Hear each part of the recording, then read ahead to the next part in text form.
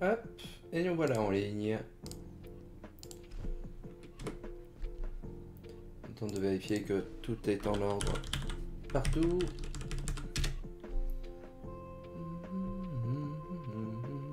Ouais, ça semble bien. Parfait.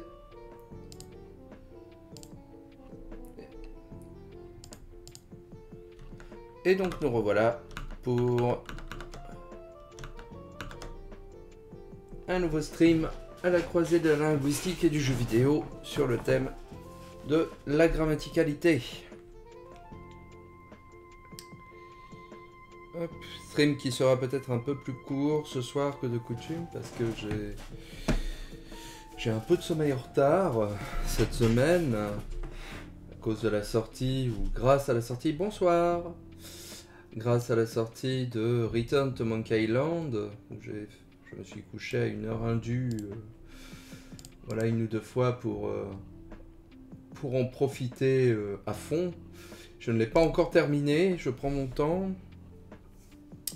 Je suis pas loin d'enfin de découvrir le secret de l'île aux singes. Ça fait 20 ans que j'attends ça, donc je suis particulièrement excité à l'idée de voir où l'histoire va nous mener, mais pour l'instant, j'en fais un peu de pub, mais oui, il faut jouer à Return to Monkey Island si vous aimez les jeux d'aventure et si vous aimez surtout les travaux de Ron Gilbert, de Dave Grossman et de toute l'équipe, et notamment les deux premiers Monkey Island.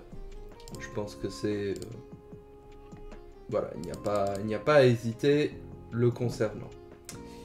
Mais ce soir, je n'ai pas voulu décaler mon stream pour jouer toute la soirée malgré tout. On va essayer de garder les dehors de la civilité.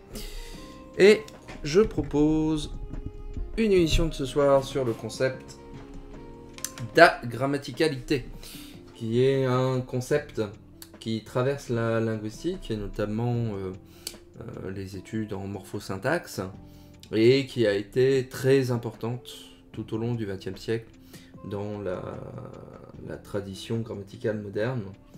C'est cette idée qu'il existe des énoncés agrammaticaux qui ne sont pas grammaticaux et donc qui ne permettent pas de faire une analyse syntaxique par exemple des énoncés, et donc la grammaire serait ce type de construction qui permettrait d'un ensemble de règles qui permettrait dès lors de faire de la bonne analyse syntaxique. Sauf que cette notion d'agrammaticalité, même si elle semble intuitivement fondée, et que l'on voit à peu près très bien ce que serait un énoncé agrammatical, un énoncé qui ne correspond pas aux bonnes règles de formation de l'énoncé, en réalité, quand on y regarde d'un peu plus près, on se rend compte qu'elle est un peu moins strictement définie qu'on s'y attend. C'est-à-dire qu'on sait très bien dire ce qu'est un énoncé grammatical, et on sait très bien trouver de la grammaticalité, mais on a beaucoup de mal à définir, sinon à contrario, ce qui serait une agrammaticalité.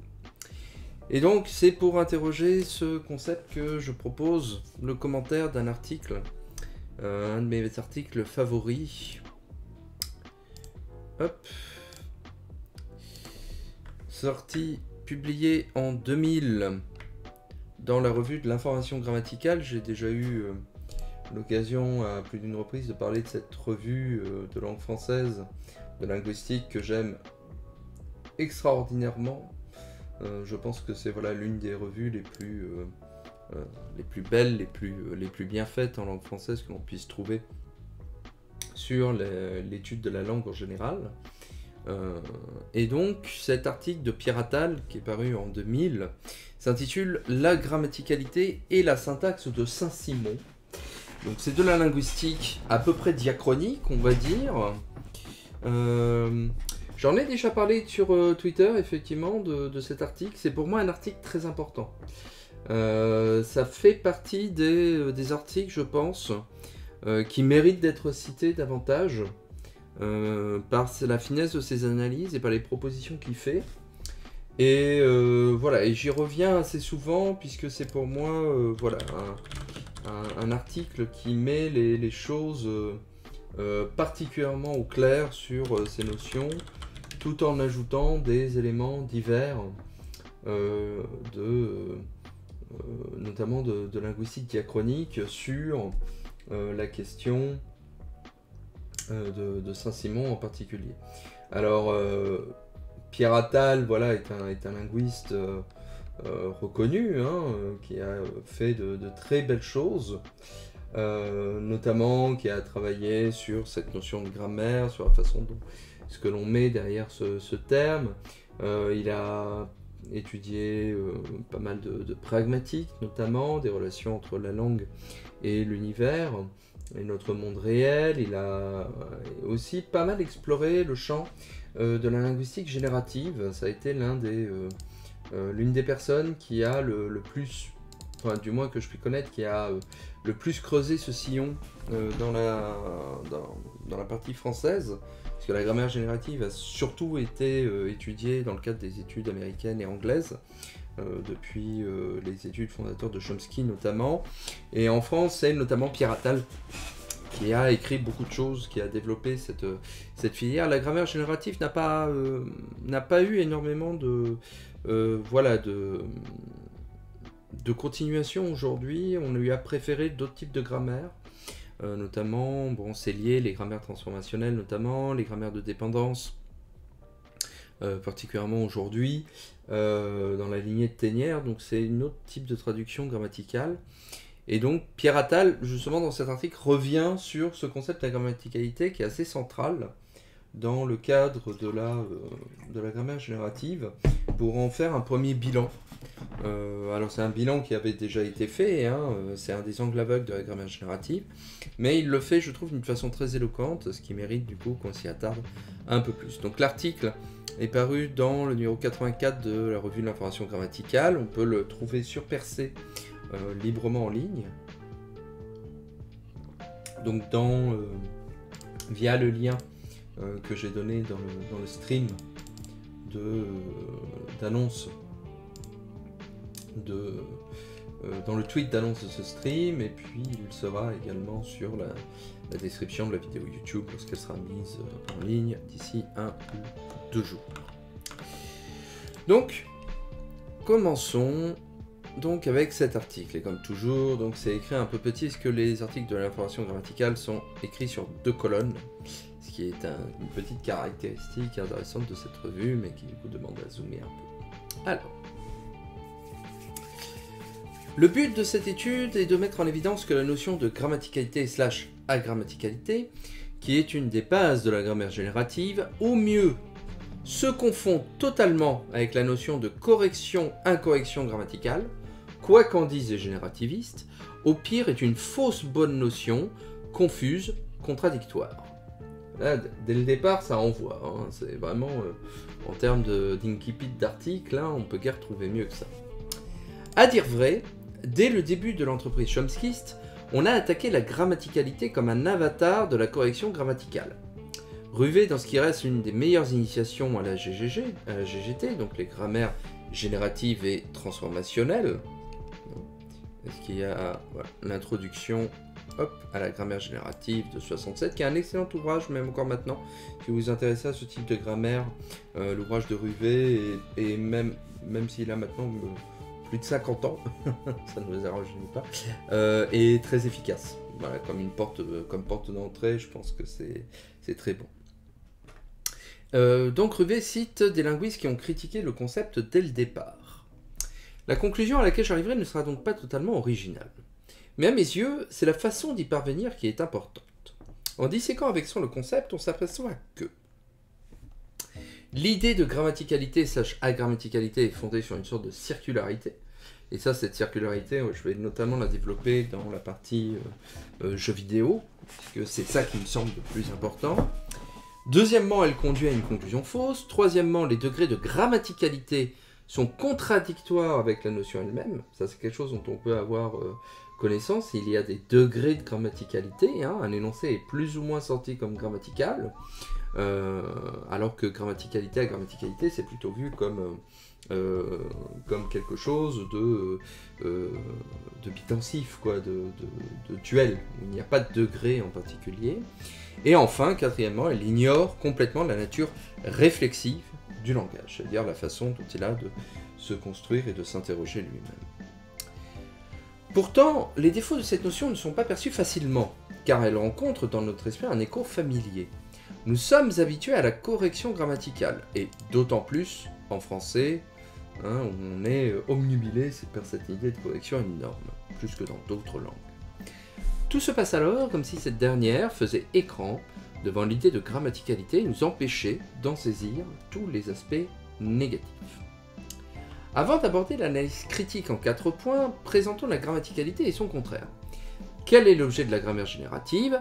L'énumération mécanique de phrases d'une langue. Donc le principe général de la grammaire générative, si vous ne le connaissez pas, c'est de dire qu'il existe dans une langue donnée, voire dans toutes les langues du monde, une série de règles qui, une fois appliquées, permettent de générer l'intégralité des énoncés possibles qu'une langue peut avoir. Donc voilà, d'où ce nom de grammaire générative. C'est comme si on vous mettait tous les bons ingrédients dans une machine et en sortie, elle vous sort des phrases normées. Quelles phrases, justement? Des phrases grammaticales. Par conséquent, la notion de grammaticalité est bien au centre de l'entreprise. Le principe de la grammaire générative, c'est que ces règles-là sont absolues. On ne peut pas créer d'énoncés agrammaticaux, de par le fait. On ne peut pas, c'est une machine qui marche dans un seul sens. On me dit que ce n'est plus le projet générativiste. Il est vrai que la théorie a considérablement changé de visage depuis les années 50, mais comme ni l'idée de compétence, ni celle de grammaticalité n'ont été remises en cause, comme la compétence reste une machine à engendrer des phases grammaticales, je considère que cette énumération est encore implicitement une tâche assignée à la grammaire. Donc la grammaire générative, là aussi, oppose deux notions capitales, la compétence et la performance. La compétence, c'est notre faculté à avoir intégré ces règles dans notre grammaire interne pour pouvoir les fabriquer, et la performance, c'est les énoncés qui seront effectivement faits. Où là, il peut effectivement y avoir du jeu, des négociations, un peu de bricolage pour retomber sur ses pattes. La grammaticalité est toujours distinguée de la correction. Essayons donc de la définir en termes différents. Et pour commencer, disons ce qu'est la correction. Dans la grammaire normative, est tenue pour une phrase correcte une phrase parmi d'autres donnée comme supérieure aux autres d'un point de vue social. Je dis bien parmi d'autres. C'est-à-dire que si P1, phrase 1, est dite supérieure à P2 ou P3, ces dernières sont des phrases que l'on entend ou qu'on peut former. Exemple type, la négation en français, qui peut se mettre uniquement avec l'élément forclusif pas, je veux pas. On considère que si on a les deux membres de la négation, avec le disjoncteur ne auparavant, je ne veux pas, c'est une phrase supérieure grammaticalement à l'autre. Seulement, elles sont marquées comme représentatives d'un niveau social inférieur, quelquefois même comme les signes d'une faiblesse intellectuelle. Elles ont donc de toute façon un statut objectivement inférieur. Et ça s'entend encore partout. Encore tout récemment avec la crise des gilets jaunes, on s'est énormément moqué de la façon dont certains gilets jaunes parlaient, que ce soit en oral spontané ou bien sur des studios de radio, des studios de télévision. Et on les a considérés parfois comme étant peu intelligents. On a toujours cette idée-là que la langue que nous pratiquons est un reflet de notre intelligence, alors que ce sont des phénomènes à part. Il n'y a pas de lien direct entre notre façon de parler et notre intelligence. Du moins, pas qu'on puisse, on ne peut pas calculer les choses de cette façon-là. Ce n'est pas ainsi qu'est conçue normalement la grammaticalité, même si dans les faits, les deux notions se confondent en grande partie. Contrairement à une phrase correcte, dont le statut peut être tenu pour arbitraire, comme est arbitraire un comportement relevant de la politesse, ça c'est une métaphore que j'utilise énormément avec mes étudiants, une phrase grammaticale obéit à des règles qui sont constitutives de la nature d'une langue. Loin d'être le résultat d'une discrimination, elle est le produit nécessaire de processus qui sont tout sauf contingents. Si une phrase correcte relève de la modalité qui s'exprime par il faut dire cela, il faut utiliser les deux parties de la négation, il faut utiliser le subjonctif après telle ou telle conjonction, une phrase grammaticale devrait normalement relever du type de nécessité représenté par les lois de la physique, exprimée, disons, par il est inévitable. Il est inévitable d'utiliser le subjonctif après telle ou telle conjonction. Cette façon de présenter la notion est entièrement confirmée par l'assimilation faite volontiers entre le langage, comme faculté, et des organes, comme la vue. Le langage est considéré par les générativistes comme un organe, de même nature que n'importe quel organe physique dont le développement est programmé par le bagage génétique avec lequel nous venons au monde. Ça, c'est l'un des grands points de rupture que l'on a aujourd'hui sur la langue. Vous avez une posture ultra générativiste qui considère que notre faculté linguistique est propre à l'homme et encodée essentiellement dans notre identité humaine, et ceux qui disent qu'au contraire que la langue, que le langage plutôt, est une faculté qui s'acquiert au fur et à mesure que nous ne sommes pas câblés pour le faire, et que au fur et à mesure du temps, nous développons cette grammaire interne qui nous permet de parler dans une langue en particulier. Alors c'est un débat qui est loin d'être fermé aujourd'hui, les tests que l'on a sont ambigus et ne nous permettent pas de prouver définitivement l'une ou l'autre hypothèse, si vous voulez. C'est-à-dire que l'idée, ça serait la perfection, ce serait par exemple, comme ces mythes que l'on raconte parfois, de jumeaux qu'on enlève et qu'on enferme dans des prisons quand ils sont nourrissons, et qu'on met dans une prison avec interdiction des domestiques de leur parler, et puis au bout de 20 ans, on voit quel langage ils développent.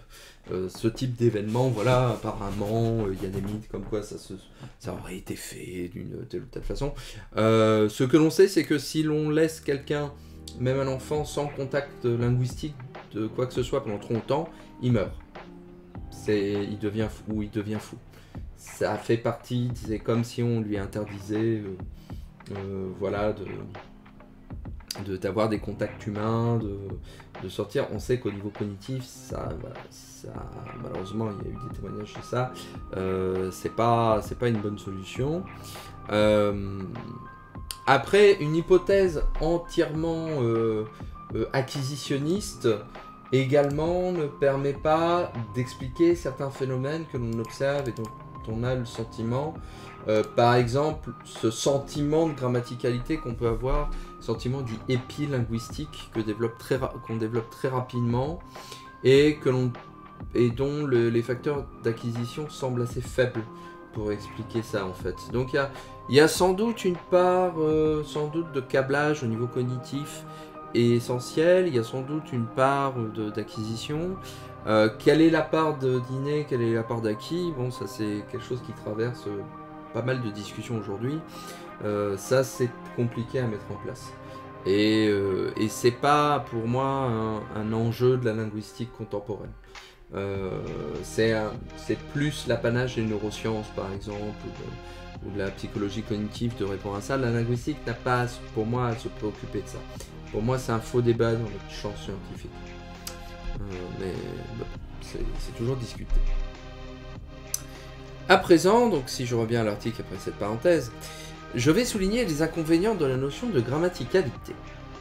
Tout d'abord, elle repose sur une sorte de circularité. On ne peut définir directement la grammaticalité. Et ça, pour moi, c'est le gros problème. Si de nouveau je me réfère à ce qu'en dit Ruvet dans son introduction, je remarque qu'il ne peut la caractériser que négativement. Une phrase grammaticale n'est pas une phrase interprétable. Ça peut sembler étrange, mais une phrase peut être correctement construite, grammaticale, mais n'avoir aucun sens. C'est le fameux exemple de Chomsky d'incolores idées vertes dorment furieusement, qui est une phrase aporique, que l'on ne rencontrerait guère que dans un texte poétique, mais qui ne voit aucun sens particulier. Et à l'inverse, une phrase interprétable peut ne pas être grammaticale. L'exemple type, c'est « Moi Tarzan, toi Jane », que l'on a dans la parodie des films de Tarzan, qui n'est pas une phrase grammaticale, et pourtant elle est parfaitement interprétable. Bon.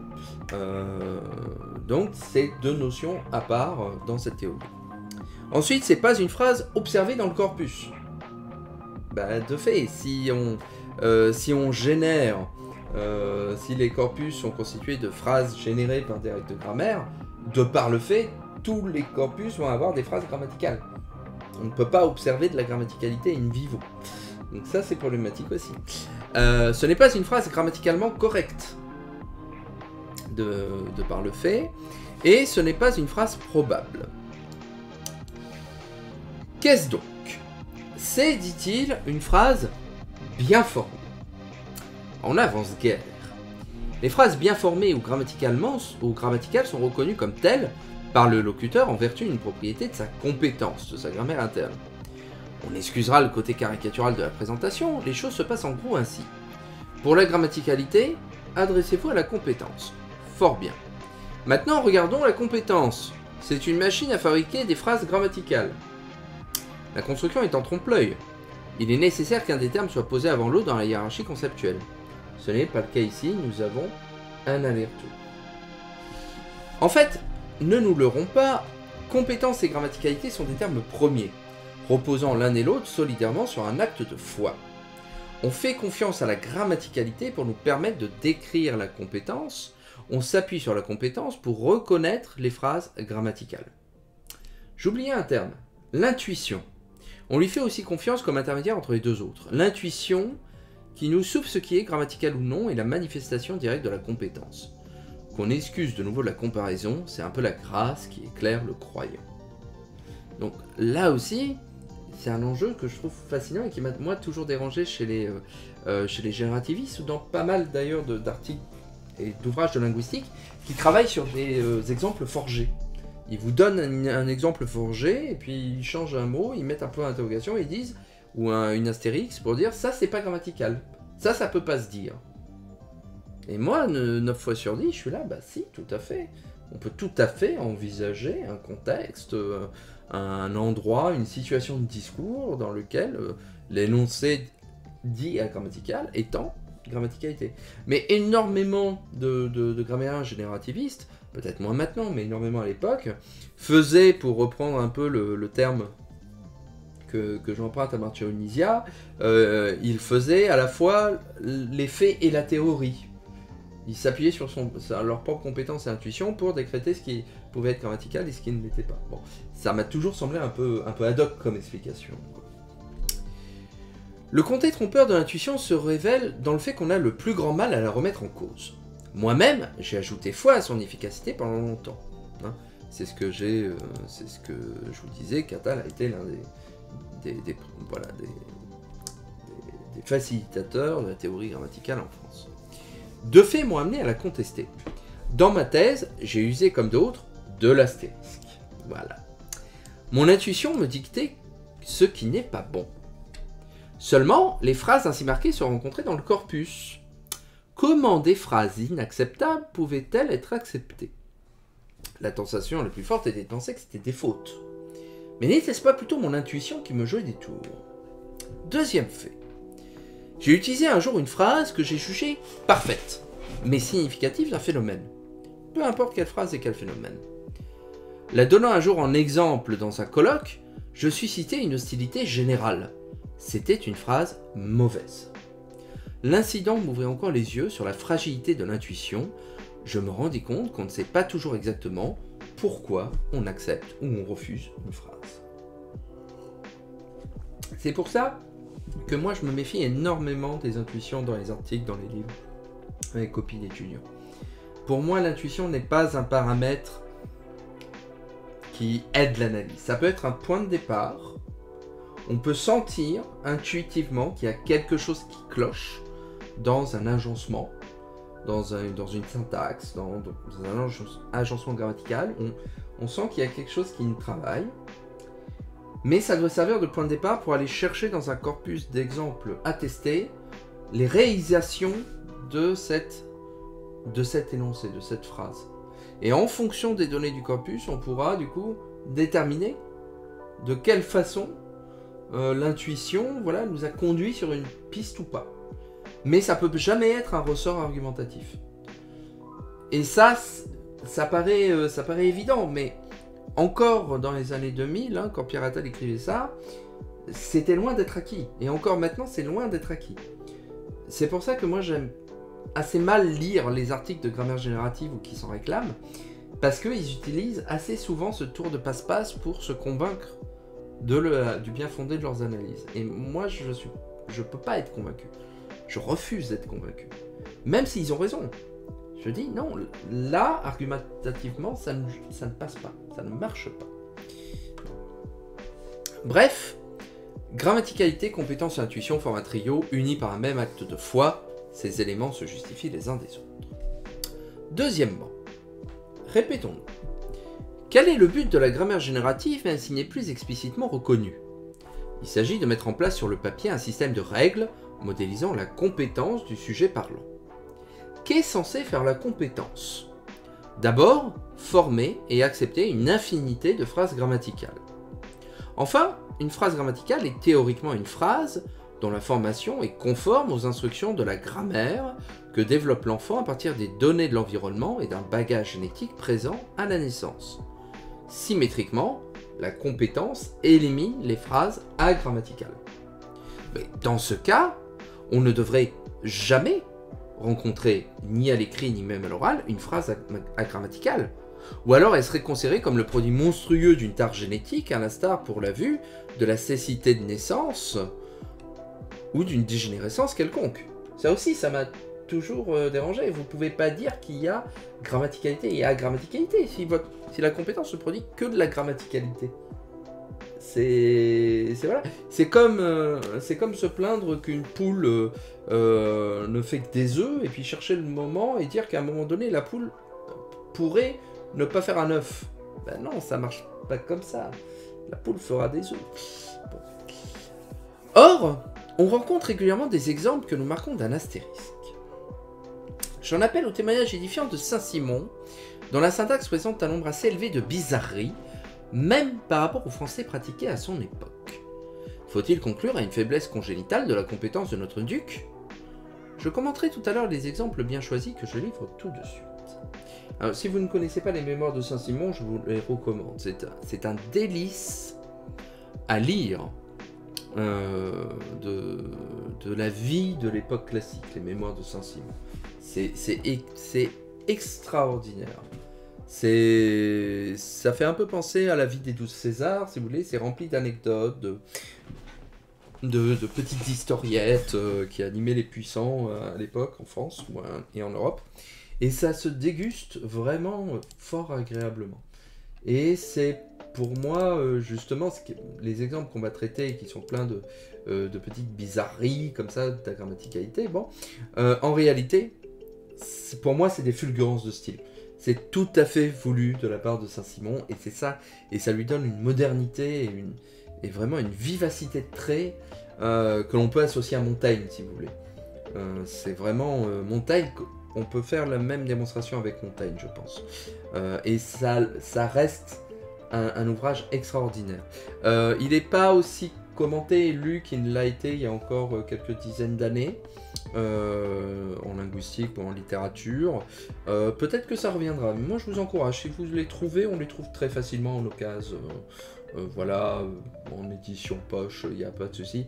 Je vous recommande vraiment la lecture des Mémoires de Saint-Simon. C'est vraiment un livre édifiant, dans le sens noble du terme. Ça édifie. Je pense que ça nous rend meilleurs sur la nature humaine. Donc moi je vous recommande, vraiment. La lecture des mémoires, je me sers de l'édition Coirot dans la Pléiade, volume 1 et 2, 83. Je crois que c'est une édition qui fait encore référence aujourd'hui. Nous fournit à chaque page des exemples de constructions syntaxiques au moins audacieuses et que les habitudes langagières de son temps ne peuvent en aucun cas expliquer. Alors Saint-Simon écrit cet ouvrage au milieu du XVIIIe, mais on peut considérer qu'il est linguistiquement un auteur du XVIIe et tenir compte en plus d'un coup certain pour l'archaïsme. Ça aussi, c'est-à-dire que c'est... je crois que la première publication de Saint-Simon, ça doit être 1771 peut-être, quelque chose comme ça. Je vais vérifier rapidement.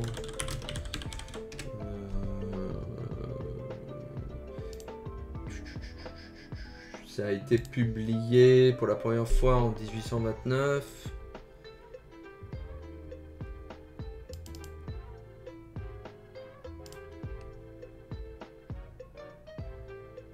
Voilà, les premiers extraits, c'est entre 1781 et 90. Ouais, c'est la date que j'avais en tête.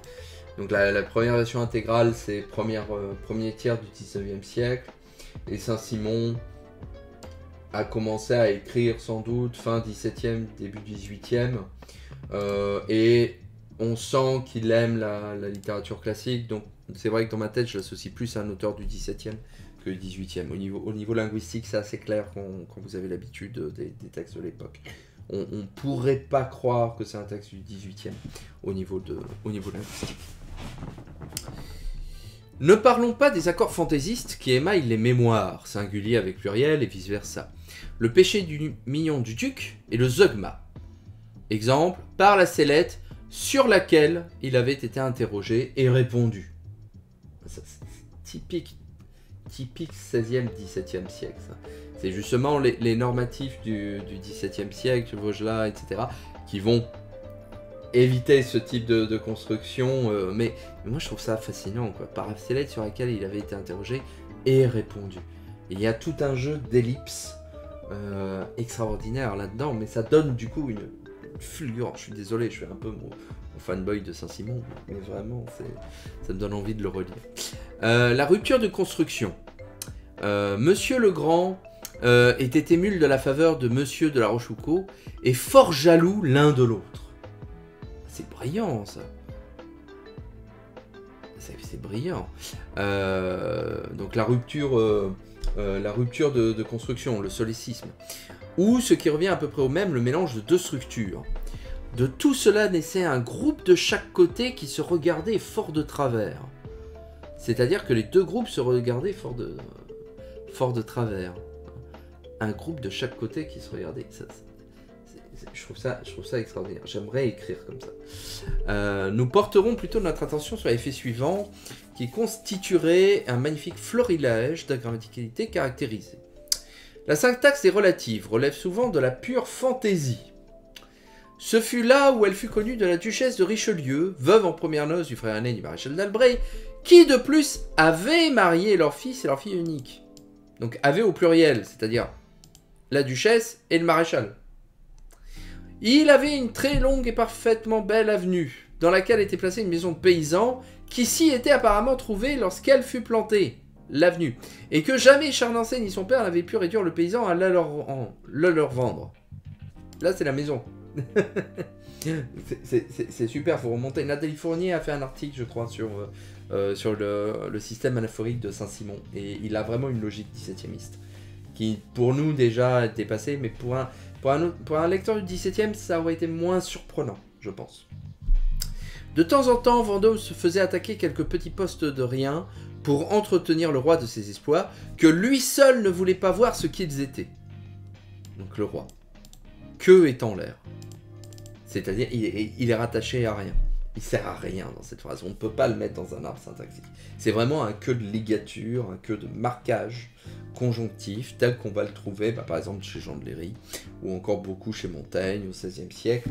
C'est le que très latinisant de pseudo-relatif de liaison, qui permet de poursuivre une période en le rattachant à ce qu'il y a avant, en mode le lecteur fera le travail. Il y a un lien qui le trouve. Bon, ça serait inadmissible, ça, aujourd'hui. Le principe AA, qui a connu son heure de gloire dans la grammaire générative et qui est ensuite englobé dans le principe de sous-jacence, est violé fréquemment et surtout au-delà des tolérances admises. Ce principe interdirait d'extraire un syntagme prépositionnel d'un autre syntagme prépositionnel l'incluant, avec une tolérance si les deux syntagmes sont commandés par deux, dont on a célébré l'anniversaire de la naissance. Le principe AA. C'est-à-dire un membre d'un constituant ne peut pas dépasser la bande gauche du constituant dans lequel il est inclus. Ce qui est un phénomène globalement observé dans les langues du monde. Et ça a été l'une des grandes découvertes de la grammaire générative qui aujourd'hui n'a pas été franchement remis en question, sauf quand on s'appelle Saint-Simon et qui écrit des trucs du type à Saint-Ange, qui en est à 4 lieues. Elle déterra un vieux bâtard, frère de sa mère, qui avait l'abbaye de la Couture du Mans, dont il vivait dans les tavernes. Il sut se tenir en sa place avec tout le monde, cultiver les maris, dont il l'était par leurs femmes. Ça, c'est génial comme phrase. C'est extraordinaire. Il sut se tenir en sa place avec tout le monde, cultiver les maris, dont il l'était par leurs femmes. C'est superbe. C'est génial. Dans les derniers exemples, Saint-Simon cumule la violation du AA et le pléonasme avec l'heure. Citons enfin, mais cela ne met pas fin au type de faute, entre guillemets, qu'on relève régulièrement, le cas des anaphores. Elles sont utilisées très librement comme à l'oral, ce qui rend le texte parfois obscur. Surtout, Saint-Simon offre plusieurs exemples de structures qu'on croit impossibles. Dans la maison de Pierre, il a un bureau, c'est-à-dire rupture de la règle de coréférence qui se stabilise au XVIIIe siècle. Mais au XVIIe, on peut encore trouver, ça je l'ai déjà dit plusieurs fois et j'ai travaillé dessus. Je perdis au commencement de cette année M. Bignon, si ami de mon père qui voulut bien être mon tuteur. Lorsqu'à la mort de la duchesse de Brissac en 1684, elle me fit son légataire universel. Dans les discours du complainant, il, le complainant, insista fort sur une pièce que Chamillard se souvint, etc. Si nous ne pouvons tenir ces libertés pour les conséquences de quelques tares, comment expliquer une telle abondance d'errements grammaticaux chez Saint-Simon? Il y a une première réponse à ma question. Il faut, dit-on, distinguer entre la compétence, qui elle ne se trompe pas, et la performance, la parole saussurienne, qui est responsable des fautes qui émaillent le discours. Je dis nettement que cette distinction prouve de façon éclatante qu'on confond totalement agrammaticalité et incorrection. Imaginons qu'on nous livre une voiture en nous disant que le moteur en lui-même est parfait, mais que dans la pratique il donnera régulièrement des signes de défaillance. Qui ne dirait qu'on se moque de lui ? Comment accepter l'idée d'une compétence qui nous indique sans erreur où est le bon, où est le mauvais, mais qui dans la pratique se laisse constamment dévoyer, perdre son pouvoir, laisse passer des horreurs? En fait, la performance responsable des fautes est très banalement le comportement déviant, selon les règles institutionnelles et non génétiques, de la correction. Quant à la compétence, elle se présente comme la projection des contraintes d'ordre social, contraintes qui supposent une vigilance constante, seule assurance contre les incorrections. Les degrés de grammaticalité. À côté de double astérisque ou d'astérix, donc très agrammatical, on trouve une gamme de degrés de grammaticalité allant par point d'interrogation, astérix point d'interrogation, en passant par double point d'interrogation. Ces intermédiaires ont été introduits pour gommer le caractère trop catégorique de la division en totalement grammatical et totalement agrammatical. Cela semble relever du bon sens. Mais cette apparence du sens commun cache plutôt un compromis du type politique qu'une démarche cohérente. On ne dit pas en effet quel est le statut de ces demi-agrammaticalités ou de ces demi-grammaticalités. Une phase grammaticale est certifiée par la compétence, qui du même coup marque clairement son contraire. Quelle sorte de composant va prendre en charge ces bâtards de la grammaticalité? De nouveau, on nous propose une solution. Ce sont les idiolectes, ou comme on dit en grammaire générative et transformationnelle, les dialectes. L'idiosyncrasie. On se débarrasse des objections faites à tel exemple d'agrammaticalité en affirmant sans discussion « c'est bon dans votre dialecte, mais pas dans le mien ». Il y a énormément de grammairiens qui font ça. Moi, ça me paraît juste. Bon, ok, très bien. Ainsi, on voit se multiplier les dialectes, du coup aussi les compétences. Division tout à fait fâcheuse, et quand on creuse la question, on s'aperçoit qu'elle débouche sur des conclusions bizarres. A. On doit supposer que tant du côté synchronique que du côté diachronique, nous sommes en présence de systèmes complets, homogènes, imperméables les uns aux autres. On découpe le français en tranches parallèles, synchronie ou successives, diachronie. Si à la grande rigueur, cette division pouvait se justifier pour caractériser la situation linguistique de la France du XIIIe siècle, où la coexistence de dialectes comme le normand, le picard, le champenois, etc. était en gros une réalité, une telle répartition à notre époque est impensable. Alors, oui et non. Là, il faut peut-être mesurer avec de la sociolinguistique. Il y a encore des dialectes en France, déjà d'une part, les langues de France, et puis du reste, nous ne parlons pas tous le même français, entre l'écrit, l'oral, notre sensibilité, mais dans le cadre d'une description de langue normalisée, standardisée, on peut dire qu'en France, on parle le français. C'est pas gênant. D'autre part, l'enseignement du français, qui repose en grande partie sur l'étude des textes anciens, ne peut empêcher une certaine porosité entre les états successifs supposés de notre langue. Là aussi, le français est langue de Molière, on donne à lire au gadget du Molière, du Racine et du Hugo, et après on s'étonne qu'ils ne savent pas écrire correctement la langue d'aujourd'hui. Oui, de par le fait. B. On est obligé de dire que telle suite marquée du point d'interrogation et pour tel dialecte diffère, que telle suite marquée du point d'interrogation et pour tel dialecte différent une agrammaticalité. Mais la contradiction saute aux yeux. Si c'est pour le dialecte des deux une agrammaticalité, il faut la marquer de l'astérisque. Alors qu'est-ce? Une demi-agrammaticalité ne peut être qu'une tolérance de la compétence due à une sorte d'hésitation, d'incomplétude, comme on peut voir chez le nourrisson des parties corporelles inachevées. C'est arbitraire et ce n'est guère convaincant. Cette conclusion entraîne un corollaire presque risible. Si nous maintenons la division en dialectes parallèles formant autant de systèmes contrôlés par des compétences achevées, nous allons trouver la situation suivante. Soit deux dialectes D1 et D2 présentant l'effet suivant. D1, je n'ai pas mangé. D2, j'ai pas mangé. D1, j'ai mis cela à cet endroit. D2, j'y ai mis cela à cet endroit. D1, le type à qui j'ai dit. D2, le type que j'y ai dit. Dans le deuxième exemple du deuxième dialecte, le J que je n'ai pas imaginé est, semble-t-il, J apostrophe Y.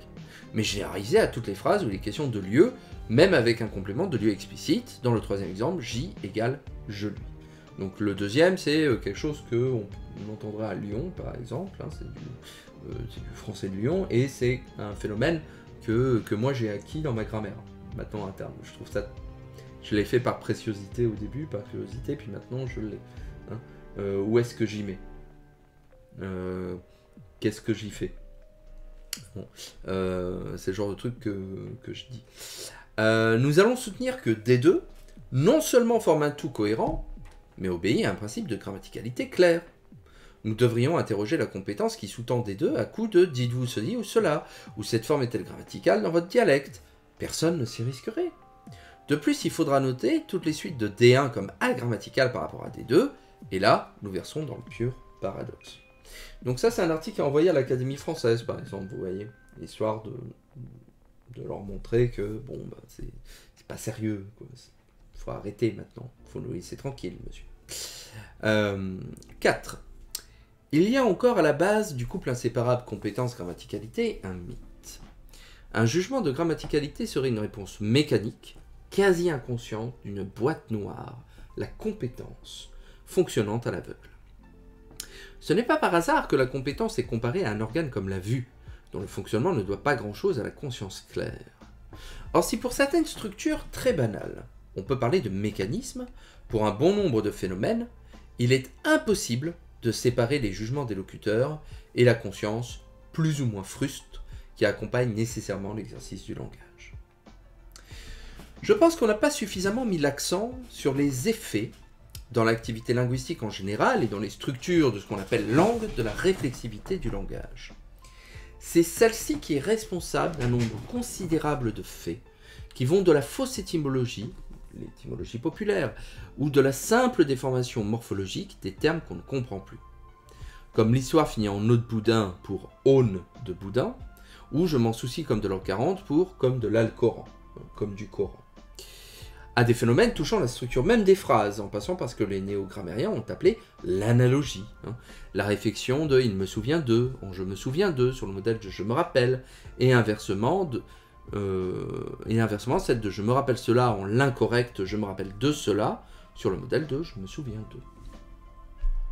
Ce qui nous retiendra plutôt ici, ce sont les hésitations entre structures de phrases qu'on ne peut en aucun cas mettre sur le compte de flottement de la compétence syntaxique, mais sur des variations d'analyse qui supposent une conscience plus ou moins nette des faits de syntaxe.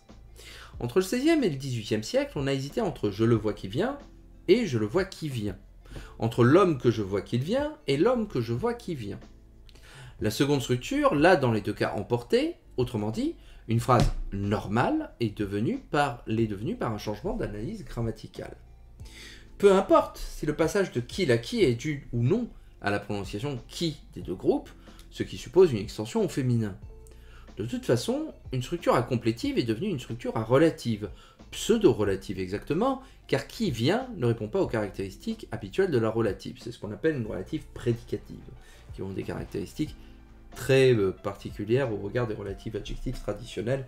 Je vous renvoie vers l'article que j'avais composé sur question de langue, sur les subordonnés. Hop. Tac. Où je propose une typologie extensive des subordonnés dont des relatives. Si vous voulez en savoir davantage sur ce phénomène. Bossuet dit encore « La voilà qu'elle est à la porte ». Et Saint-Simon Madame de Maintenon, que je n'ai su que depuis la mort du roi, qu'elle me haïssait. Si l'on veut une preuve du fait que ce phénomène est bien lié à la conscience et non à des transformations aveugles, on la trouve facilement dans les hypercorrections consistant à rétablir mal à propos qu'il à la place d'un qui normalement attendu. As cite La Rochefoucauld, le seul bon qu'il leur reste, pour qui leur reste, et Pascal, la jouissance de celle qu'il leur appartient. Comment mettre de telles agrammaticalités sur le compte de défaillance de la compétence? Je soutiens qu'une part impossible à déterminer des règles, des structures, sont au moins partiellement le produit de généralisations faites à partir d'analyses plus ou moins frustes par les sujets parlants. Ce que j'ai toujours considéré, la diachronie détruit la majorité des hypothèses de la grammaire générative. Quand vous avez la moindre connaissance de l'histoire d'une langue comme le français, l'allemand, l'italien, l'espagnol, l'anglais, des grandes langues de culture, pour lesquelles on a une très abondante documentation, depuis les proto-langues latines, voilà, vous ne pouvez pas être générativiste. Ça ne marche plus. C'est... Voilà. Et pour moi, ça a été une rupture franche et définitive me concernant. D'une part, je savais que je n'utiliserais jamais de la grammaire générative, puisque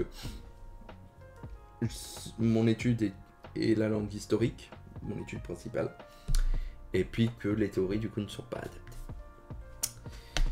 Cela du coup affaiblit la notion de grammaticalité comme label apposé sur une suite quelconque par un jugement qui serait le reflet direct du fonctionnement mécanique d'une compétence souveraine.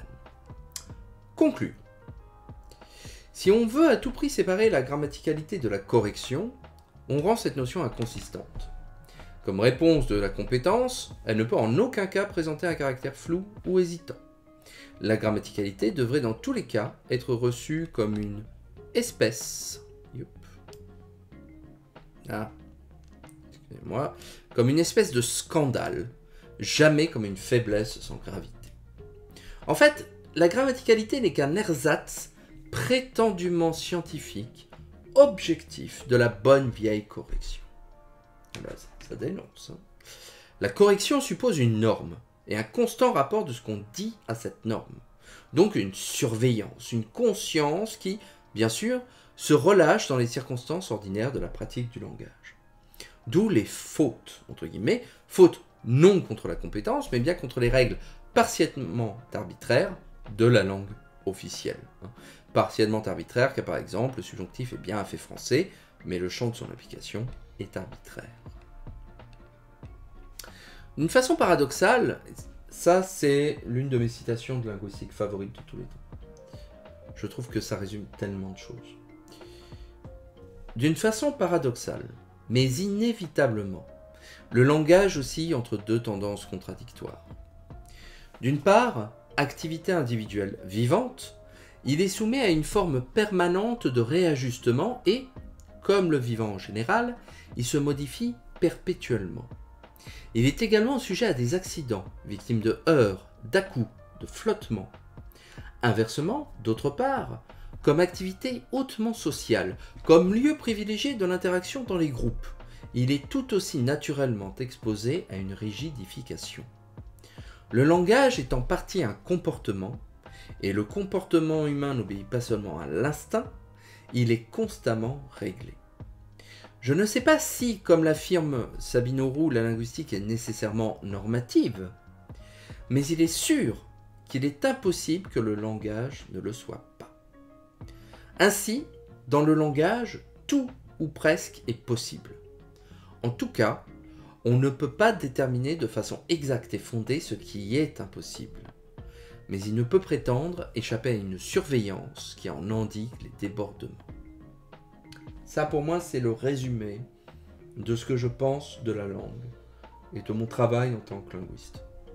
C'est quelle est la strate de pondération, le poids que l'on va avoir entre d'un côté les besoins interactionnels toujours mouvants liés à des logiques textuelles, à des logiques sociales, à des logiques de telle ou telle source, et d'autre côté la rigidification normative qu'impose notre système de grammaire que l'on a appris à l'école, que l'on entend dans les œuvres considérées comme grammaticalement correctes, les grands romans, voilà, les choses comme ça. Pour moi, ça résume tout. C'est l'essence de mon travail. Réfléchir sur cette opposition. Revenons pour finir sur les échantillons de phrases relevées ci-dessus dans les mémoires de Saint-Simon. Pourquoi une telle abondance de fautes? Comment rendre compte du syntaxe aussi baroque? Nous devons d'abord tenir compte du fait que le duc n'a pas publié ses mémoires, restés jusqu'à la fin du XVIIIe siècle sous forme de manuscrits. Cependant, l'explication n'est pas tout à fait valable, car Saint-Simon corrigeait son texte, qui n'est pas un journal tenu à la diable. En outre, des textes rédigés soigneusement par lui à l'époque des faits, qu'il rapporte et reproduit beaucoup plus tard dans l'ouvrage, par exemple le discours sur le duc de Bourgogne, présentent aussi des exemples de déviance. Il faut surtout se mettre en tête que le duc n'a jamais subi les pressions scolaires dont le seul objet est d'inculquer chez l'élève et l'étudiant le respect maniaque d'une correction grammaticale relativement artificielle. Notons en particulier qu'un certain nombre de faits laissent entrevoir dans l'écriture de l'auteur un très net caractère d'oralité, que l'on pouvait retrouver chez Bossuet par exemple, au XVIIe. Dans l'ensemble, la verve, la puissance créatrice, la force de la personnalité de Saint-Simon ne pouvaient s'accommoder des quelques règles syntaxiques admises et respectées par les honnêtes gens, et dont, par exemple, Madame Sévigné nous donne un bon aperçu. Sa rédaction fougueuse était étrangère aux soucis rhétoriques d'équilibre et de cohérence syntaxique. Donc la conclusion est abrupte, mais il faut dire que les articles de l'information grammaticale peuvent être parfois assez retenus, mais il y a énormément d'articles et d'études sur la prose de Saint-Simon, sur son style, qu'on n'a aucun mal à trouver. Et voilà, je trouve que c'est un cas d'école pour cette discussion. Vraiment, un de mes articles favoris que je cite assez souvent et auquel je reviens, parce que je trouve qu'il présente avec une efficacité rare tout ce que je considère comme juste, exact, propre à notre travail de linguiste aujourd'hui, en l'illustrant très éloquemment avec un texte que j'aime beaucoup par ailleurs. Je redonne donc la référence, la grammaticalité et la syntaxe de Saint-Simon, un article de Pierre Attal paru en 2000 dans le numéro 84 de l'information grammaticale. L'article est disponible en ligne sur Percé dans le lien que vous trouverez dans la description de la vidéo sur YouTube. Des articles comme ça ragaillardit, je sais pas, ça donne du chaud. Il y a du feu dans cet article. Vraiment. Et je trouve que ça fonctionne extraordinairement bien. Je sais pas si un jour j'arriverai à faire un article aussi stimulant pour la personne qui me lira. Mais voilà, ça nous remplit de bonnes choses. Ça redonne de la fougue pour travailler. Ouais, définitivement un de mes articles favoris. Bon. C'était bien. Si nous poursuivions du coup la discussion avec un autre type de corpus. Hop, je vais couper la musique. Et nous allons jouer au premier King's Quest, sorti première version en 1983, mais ici nous allons jouer à la version DOS de 88, qui est légèrement plus belle. C'est un jeu qui a eu énormément de versions différentes, comme ça se faisait beaucoup. D'ailleurs, j'y ai pensé tout à l'heure qu'il doit y avoir, je pense qu'il me faudra travailler un jour sur un article sur la philologie vidéoludique et l'établissement de la vraie version d'un jeu, parce que je pense qu'il y a des choses à dire là-dessus qui méritent que l'on s'y attarde, et je ne crois pas l'avoir déjà lu ou vu, donc je pense travailler là-dessus. Prochainement, je vais y réfléchir. Et donc, on va utiliser ScumVM pour jouer à ce jeu. Alors, si vous ne connaissez pas ScumVM, puisque le jeu n'est pas disponible sur Steam. Il était peut-être sur GOG, je n'ai pas pensé à regarder sur GOG, mais c'est une version voilà, que j'avais à l'époque et que j'ai conservé en backup. ScumVM, c'est un émulateur qui permet de faire jouer pas mal de vieux jeux d'aventure graphiques des années 80-90, notamment tous les jeux LucasArts, les jeux Sierra notamment, plein d'autres. Et qui assure une compatibilité avec les nouvelles machines, donc c'est vraiment quelque chose d'extraordinaire. Et donc nous allons lancer King's Quest. J'augmente un peu le son pour que vous profitiez de la musique du générique.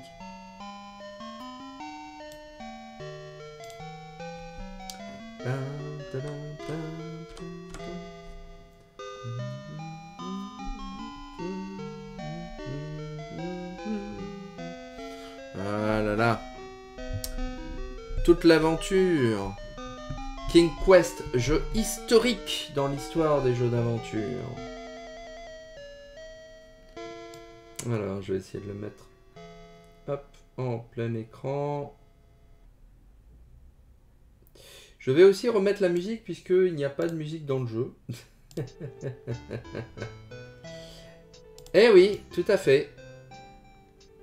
C'est Greensleeves. Alors, si je mets le jeu en plein écran... Très bien. Non, on ne le voit pas sur le stream, quel dommage. Alors, hop, on va augmenter la fenêtre. Voilà. Donc, King Quest, jeu donc, développé par Roberta Williams pour la version originale et qui a été ensuite développé par différents types de développeurs chez Sierra et notamment Roberta Williams, son mari. Ce jeu, il n'y semble pas, mais ce que vous avez devant vous, c'est une révolution. C'est une révolution. Oui, tout à fait. Ouais, on l'attend dans Kenshin. Vous savez pourquoi cet écran est une révolution et pourquoi il est tellement important pour l'histoire du jeu vidéo? Je sais pas, essayez de deviner. Pourquoi est-ce que sur cet écran, il y a deux éléments.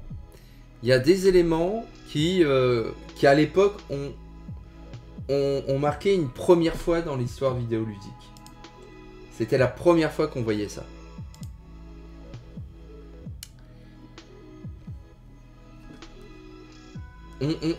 C'est fou, hein, je pense pas que ce soit aussi évident maintenant.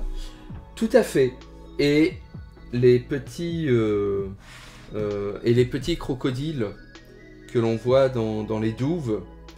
Pourquoi est-ce que c'est fascinant? Parce que King Quest, historiquement... Alors, je vous demande un petit instant...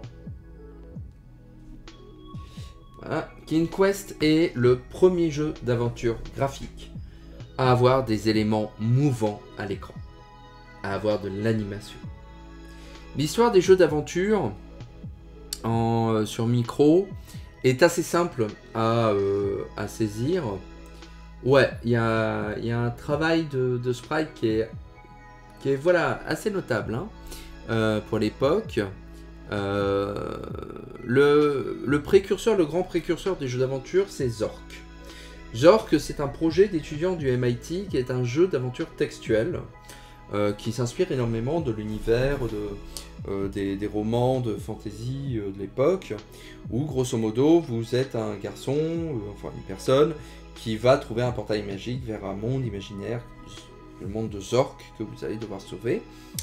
Et le jeu se déroule intégralement en texte, c'est-à-dire que vous avez un écran noir avec un descriptif du lieu où vous êtes en texte, et vous tapez des commandes au clavier pour interagir. C'est open door, go east, go west, etc. etc. Bon. Le jeu a un succès extraordinaire, il est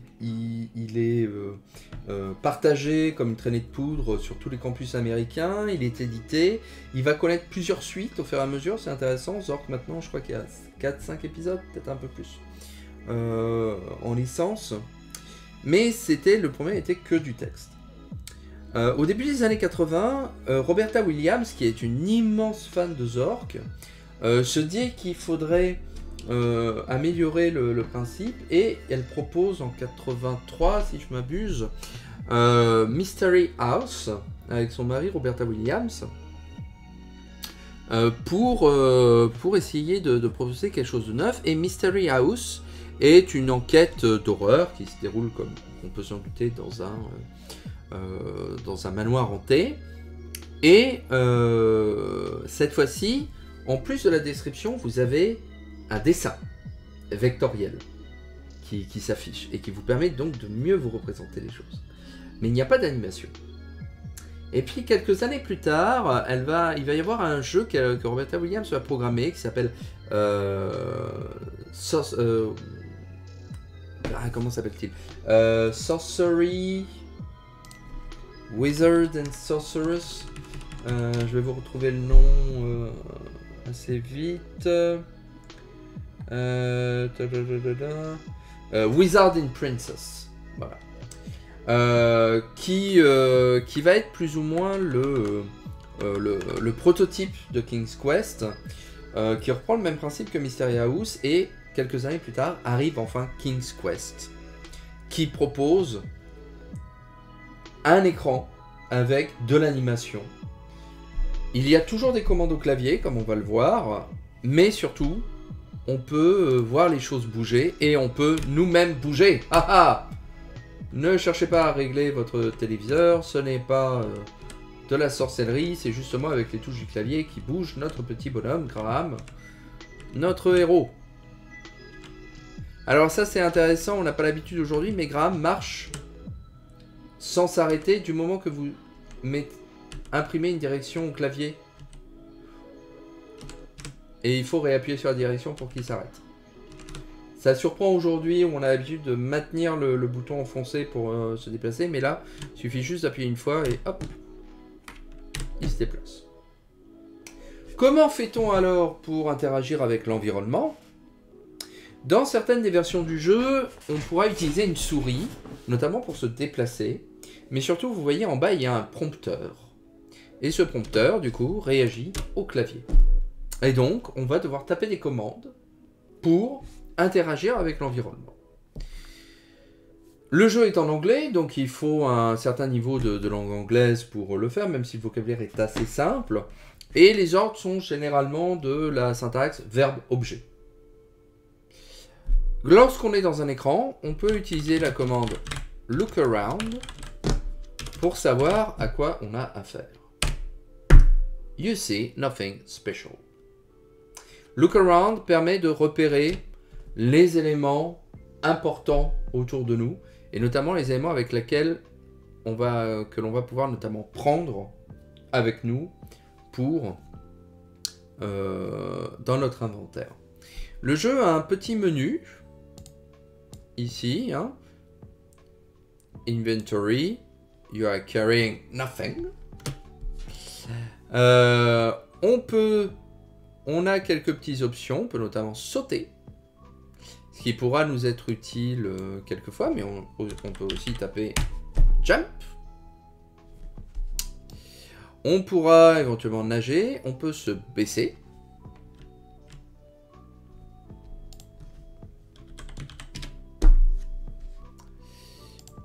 Bref, on peut faire quelques petites choses comme ça. Cette version du jeu supporte un joystick et on peut contrôler la vitesse du jeu. Normal, fast and slow. Hein, si je change en fast, vous voyez, tout va beaucoup plus vite. Et si je joue en slow, voilà. Et Graham est beaucoup plus lent.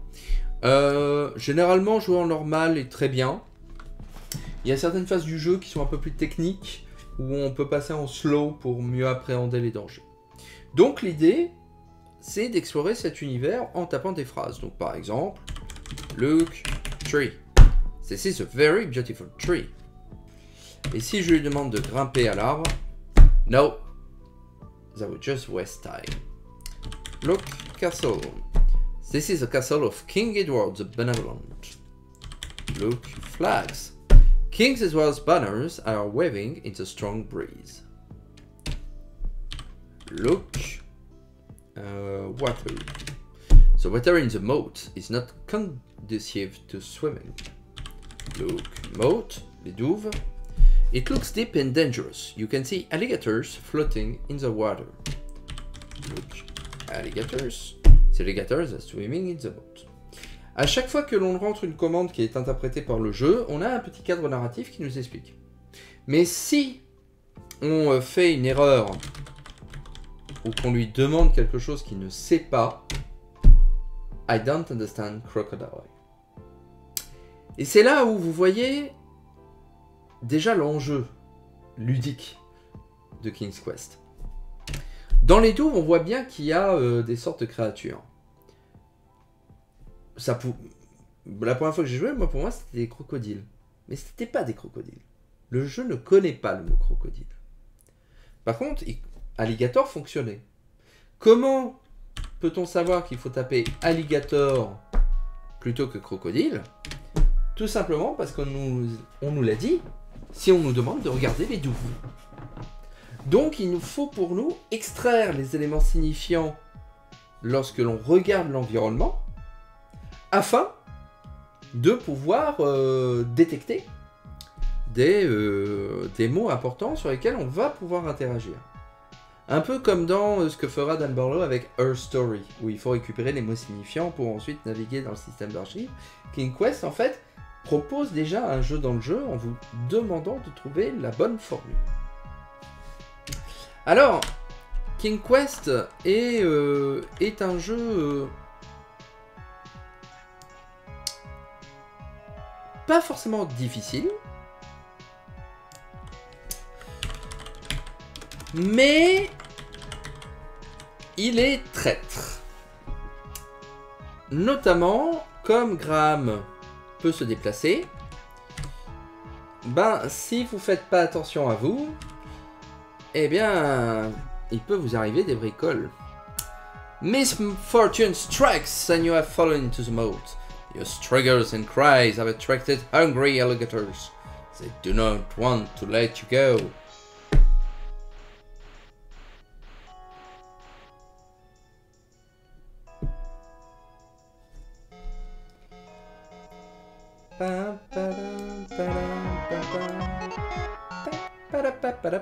Ça sera l'un des jingles favoris de Sierra.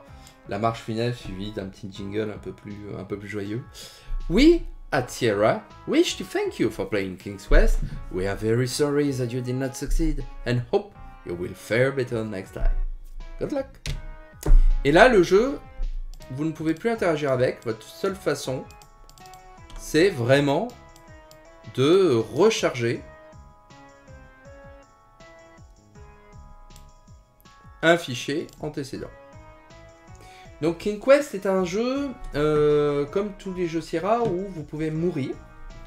Vous pouvez mourir d'une façon très évidente, comme je viens de faire, ou moins évidente, ce qui est parfois assez injuste.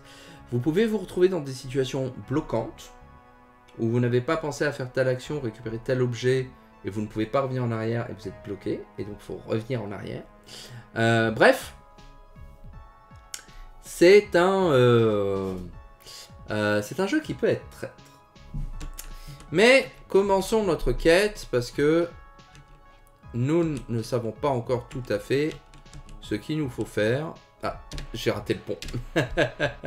Ça, c'était pas pour bridge. It's a very small wooden bridge. C'est la première épreuve du jeu, c'est réussir à passer le pont. Alors, on va essayer de passer le pont. Hop.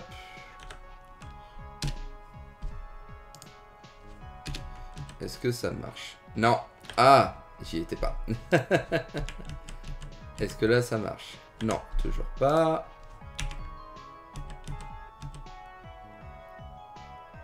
Oui, je passe le pont. Gaming. Woo, first try. Il y a des petites fleurs. Est-ce que j'avais regardé les fleurs? They're absolutely gorgeous. Take flowers. King Edward does not allow anyone to take his flowers. Gaming. C'est le... Alors, bienvenue dans ce speedrun de Kid Quest Bridge Percent. Voilà. Nouvel écran de jeu. Look around. You see nothing special. Look castle. King Edward the Benevolent and mighty ruler of Daventry lives in this castle. Look, alligators. The alligators have protected the castle from many a trespasser. Donc vous noterez déjà le niveau de langue anglaise qui affecte cette écriture un peu fantastique que l'on a dans les romans médiévaux. Et surtout que la description change d'écran en écran. Donc il ne faut pas hésiter à réinterroger au fur et à mesure, puisqu'il peut y avoir des choses intéressantes qui vont se produire. Le jeu n'est pas long. Je pense que le speedrun, je crois que c'est 3 minutes, même pas, quelque chose comme ça. Quand on sait quoi faire et où aller, le jeu est super court, la carte du jeu est assez simple. Je crois il doit y avoir peut-être une vingtaine, trentaine d'écrans tout au plus, avec quelques caves et intérieurs, mais pas grand chose d'autre. Le jeu est plus ou moins dur. Il y a quelques situations bloquantes, il y a quelques endroits dangereux, mais avec un peu avec un peu de persévérance, on peut en voir le bout. C'est pas comme King's Quest 3 ou 4 qui sont des horreurs de difficulté et qui ont sédimenté la réputation de Sierra comme étant un développeur particulièrement injuste dans son développement, et c'est ça qui invitera notamment Ron Gilbert plus tard et les gens à LucasArts de proposer des jeux comme Monkey Island où l'on ne peut pas mourir parce qu'ils considèrent que c'est pas du bon game design. Ron Gilbert a notamment écrit un article un peu charge contre les jeux Sierra à l'époque qui s'appelle Why Adventure Games Suck, pourquoi les jeux d'aventure c'est de la merde, où il développe toutes ces théories de game design, et c'est un article que vous pouvez trouver en ligne, c'est assez bien, c'est un excellent article de game design de jeux d'aventure. Look, door. This door is strongly built to keep out unwanted visitors. Look, tree. You admire the beauty of the tree. Climb tree. No, that would just waste time. Look, moat. You never know what might be in there. Look, bridge. It is a rather small wooden bridge. Bon. Rentrons dans le château comme ça semble évident. Knock. Door. Your knock echoes within the castle. Unfortunately, no one answers. Open door. The huge door swings open slowly. Et là, vous voyez, score 1. J'ai fait une bonne action dans le jeu. J'ai 1 point sur 158. Il y a 158, un peu moins, puisque certaines actions vont vont être plus rentables que d'autres en termes de points. Mais vous n'avez pas besoin d'avoir tous les points pour finir le jeu, et sachant que certaines énigmes, mais ça c'est quelque chose qui s'est perdu dans certains jeux d'aventure, notamment les jeux d'aventure LucasArts, certaines énigmes ont plusieurs solutions. Mais seule l'une d'entre elles vous rapporte le maximum de points. Donc aussi, ça vous invite plus ou moins à rejouer au jeu et à trouver d'autres solutions qui vous permettraient d'améliorer votre score. Look around. You see nothing special. Look, armors. I don't understand armor. Look, armor. This is the armor of one of King Edward's knights from years ago. Là, vous voyez quelque chose d'intéressant. Armor au pluriel n'est pas compris. Armor au singulier est compris. Le jeu se fonde sur un interpréteur qui est adossé à un dictionnaire de langue anglaise qui est assez bien fait dans la mesure où il comprend un certain nombre d'équivalences. Notamment, pour certaines actions, il connaît certains synonymes. Swim, ça peut être dit go into water, swim into water, go water, ça sera assimilé. Mais certains termes qui nous sembleraient plus usuels ne sont pas forcément envisagés. Look, carpet. I don't understand carpet. Look, corridor. I don't understand corridor. Look, ceiling. I don't understand ceiling. Graham n'est pas très intelligent dans ce premier jeu. Mais voilà, ça fait partie d'un des enjeux ludiques, comme je disais, c'est de trouver le bon mot pour pouvoir décrire le bon événement. Look around. You see nothing special. Continue.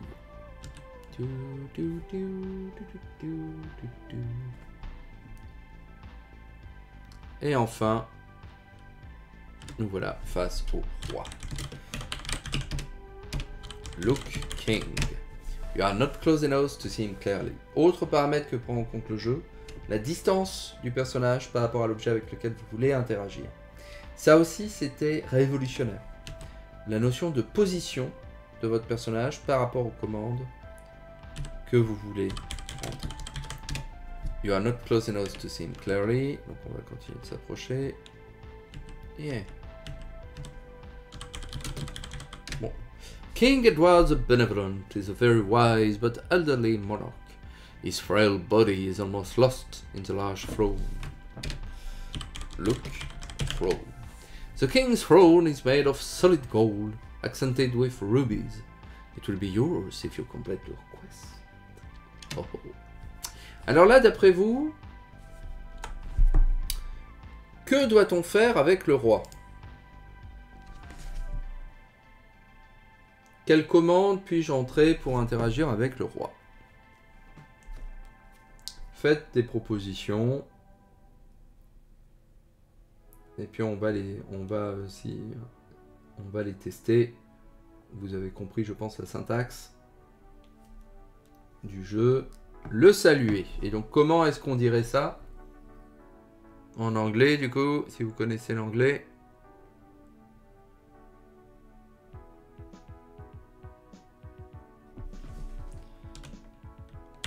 Bow to king. It is proper to stand directly in front of and a few paces back from King Edward when addressing his eminence. Donc on va reculer. Bow to king. Avec le chapeau qui tombe. When you bow to King Edward, his pleased smile warms you. Talk, king. When you speak to King Edward, he sighs and says, Sir Graham, I am an old man. I fear my end is near. I have chosen you to prove yourself worthy of the throne. As you know, our kingdom is weak and poor. I have knowledge of the existence of 3 things that will make our kingdom worthy and strong. Somewhere within our kingdom, there is a magic mirror that tells the future. There is a magic shield that will protect the bearer from mortal harm. Finally, there is a magic chest that is always filled with gold coins. Go, Sir Graham, go and bring me back these treasures. If you succeed, you will inherit the throne. Et nous voilà, maintenant que l'on sait l'objet de notre quête. Donc maintenant, on va explorer l'univers et on va essayer de trouver ces 3 trésors en sachant qu'il n'y a pas d'interconnexion en particulier. C'est vraiment de l'exploration et on peut trouver ces 3 trésors un peu dans l'ordre que l'on veut. Il y a un chemin qui est plus simple que d'autres, mais globalement, on peut aborder les problèmes comme on le veut. Je voulais jouer à King Quest avec cette question de la grammaticalité pour juste évoquer cette question, cette idée de la même façon que pour la langue, existe-t-il des jeux vidéo agrammaticaux? Si l'on considère les théories générativistes, par exemple, que serait un jeu vidéo agrammatical? On en a vu là un exemple, lorsque j'ai essayé de taper armor au pluriel, par exemple, qui n'a pas été accepté, ou bien lorsque je leur demande, par exemple, think. I don't understand think. Play games. I don't understand game. Play. You can do that, at least not now. Est-ce que ça compte pour de la grammaticalité vidéoludique? Bah, même dans ces situations-là, en réalité, King Quest ne peut pas, pour moi, répondre à la notion d'agrammaticalité. Dans la mesure où même si ce n'est pas un geste qui est interprété par le logiciel,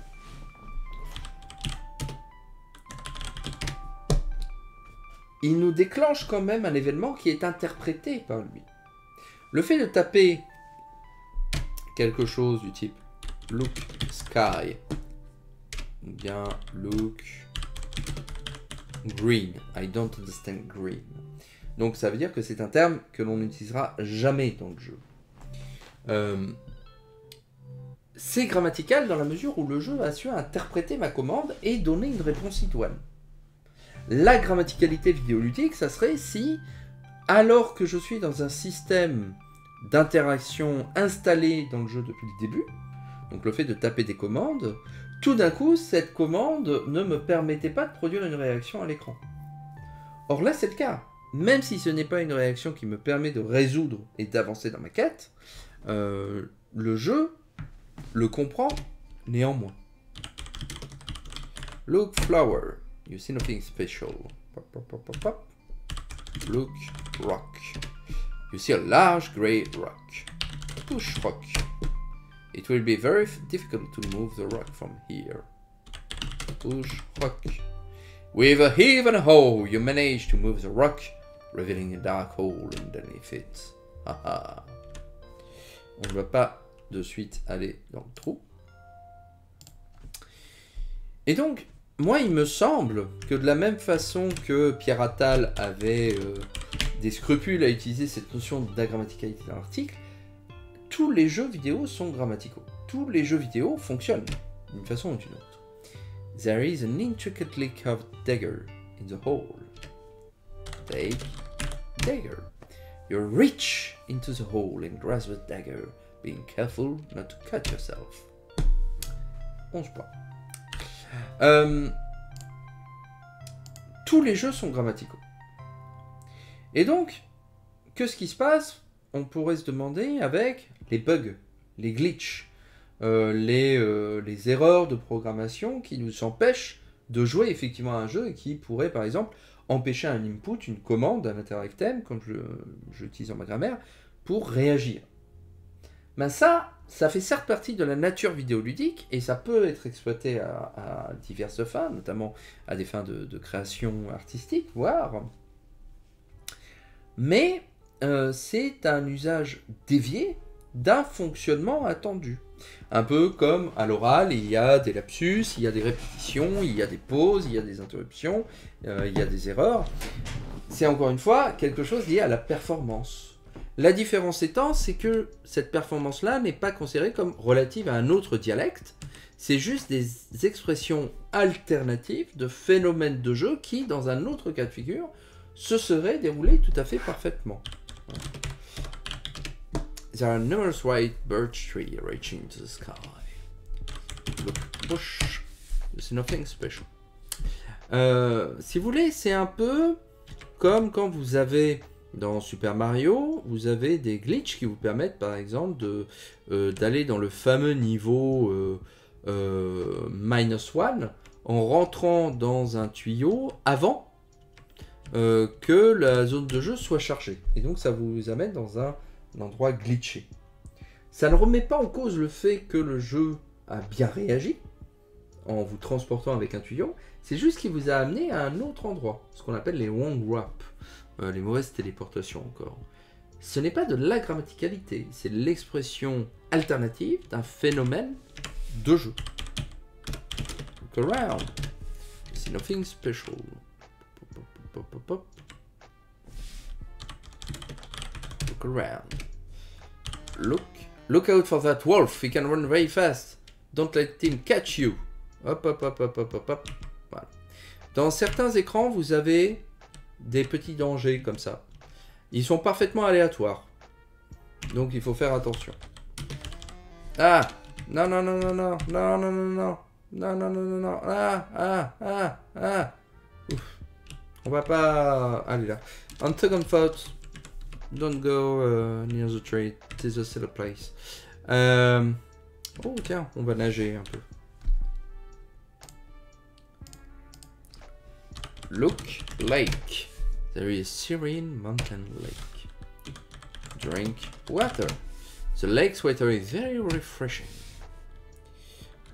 Take water. You have no container for water. Swim into water.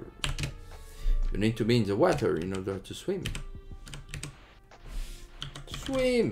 Swim! Ah. Et oui, si je demande pas à Graham de nager quand il est dans l'eau, il se noie. Ce qui paraît là aussi assez logique, mais à l'époque, c'était quelque chose d'intéressant. Donc du coup, il n'existe pas de jeux agrammaticaux. Un jeu vidéo, et c'est la théorie que je développe aussi dans ma dite grammaire, est par essence une œuvre qui est grammaticale, qui a du sens et qui est correctement construite, quelles que soient ses errances de programmation, quels que soient ses glitches, ses bugs, du moment que l'on a accès au logiciel, il est grammatical. De la même façon que quelqu'un qui parle, de quelque façon que ce soit, il construit de fait des phrases grammaticales qui peuvent être interprétées. Le jeu peut ne pas être normé, de la même façon que la langue d'une personne peut ne pas être normée. Il peut y avoir des erreurs de programmation, il peut y avoir des crashs, il peut y avoir des bugs, etc. Mais ça ne relève pas de la grammaticalité du jeu, mais plutôt de sa qualité intrinsèque. Et cette exigence de qualité, elle dépend également de l'endroit où on se situe socialement et temporellement dans le temps. Un jeu comme King's Quest représente un événement marquant de l'histoire du jeu d'aventure, par le fait qu'il ait des éléments animés, par sa résolution, sa couleur, mais aujourd'hui, évidemment, il n'atteindrait pas un niveau de qualité, même pour un jeu indépendant, qui serait satisfaisant. Look tree. It's just a normal tree. Very pretty. Climb tree. No, that would just take time. Look rock. There is your ordinary rock. Push rock. You can do that. On va continuer d'explorer. Oh, un petit sapin. Alors, je vais éviter de trop traîner dans le nord de la carte parce que il n'y a pas grand chose dans le nord qui m'intéresse, du moins pour cette émission. Il y a beaucoup de gens qui nous embêtent. Il y a des farfadets, il y a des loups, il y a plein de petites choses comme ça, donc on va explorer un peu plus bas. Oh, des fleurs.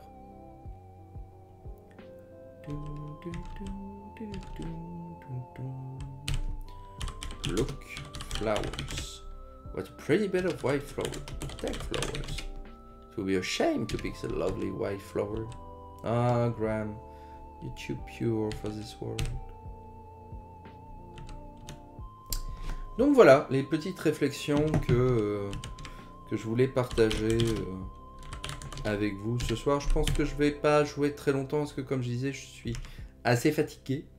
Et là, je sens déjà que ça commence à picoter. Donc je vais pas continuer. Je pense avoir récupéré l'essentiel de ce que je voulais dire concernant King's Quest. Donc terminons en beauté avec un petit suicide de Graham qui, comprenant qu'il n'arriverait jamais à réussir sa quête, se jette dans la rivière. It seems to me that by now you would have learned to be more careful. You are stuck in the mud at the bottom of this river and sinking fast.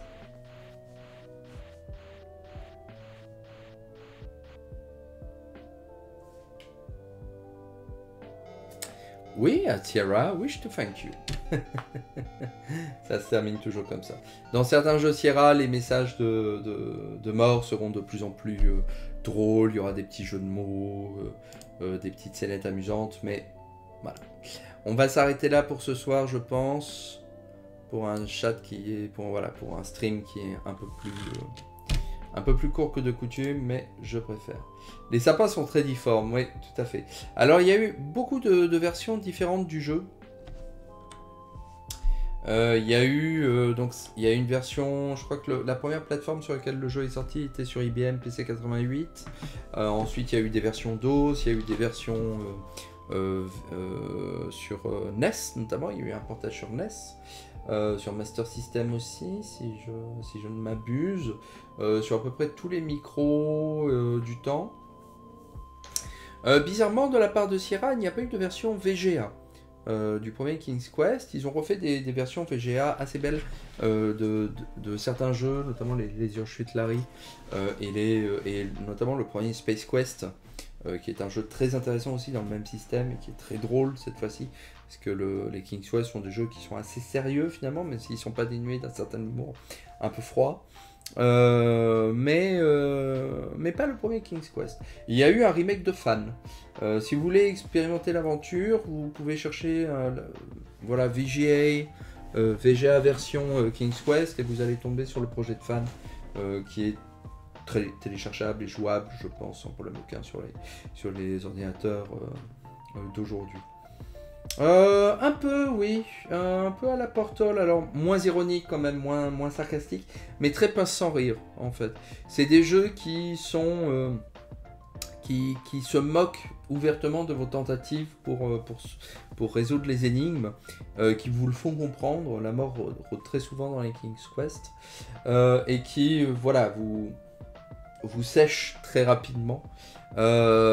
C'est voilà, mais c'est pas parodique, c'est vraiment à quoi pourrait-on le rapprocher? Je sais pas trop à quoi je pourrais le rapprocher, mais c'est vraiment un humour très anglais, si vous voulez, très british. Là-dessus, ça mérite d'être fait, les King's Quest. Si vous plongez dans la saga, vous en avez pour pas mal de temps, parce qu'il y a eu 8 épisodes, je crois bien. Ça a traversé une grande part de l'histoire moderne du jeu vidéo.